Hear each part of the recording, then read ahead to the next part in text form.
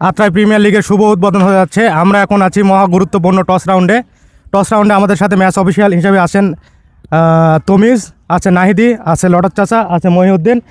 তো আমরা এখন সাথে ডেকে নেব দুই দলের দুই ক্যাপ্টেনকে। আত্রাই স্পোর্টসের পক্ষে আসছেন মাহফুজ এবং মেহেদি খেলাঘরের পক্ষে মেহেদি, এবং ম্যাচ অফিসিয়াল হিসেবে লটত চাচা। এখন টস রাউন্ড, চাচা কনফ্লিপ।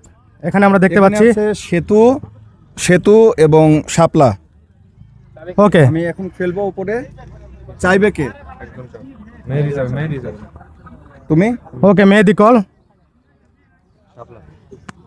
শাপলা মেহেদি কল এবং মেহেদি উইন। শাপলা মেহেদি, শাপলা উইন। আমরা ফিল্ডিং করব। ওকে, মেহেদি ফিল্ডিং করে প্রথমে। মেহেদি কি বলে ফিল্ডিংয়ের সিদ্ধান্ত? আসলে আমাদের হচ্ছে উইকেটটা আজকে অনেক দিন পরে, আমরা একটা রমজান মাস পরে আমরা প্রথম খেলতেছি, তো উইকেটটা আমরা নতুন করে রেডি করছি। এখন দেখা যাক উইকেট ব্যবহারটা আসলে আমরা বুঝতে পারবো, আসলে যারা আগে ব্যাট করবে আমরা পরবর্তীতে ইয়ে করতে পারবো আমরা। ওকে, মেহেদি শুভকামনা থাকবে মেহেদির দলের জন্য।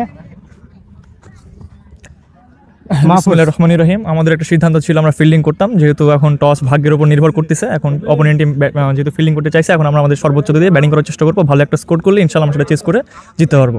আচ্ছা, 14 ওভারে ম্যাচ কেমন পার স্কোর আশা করা হচ্ছে?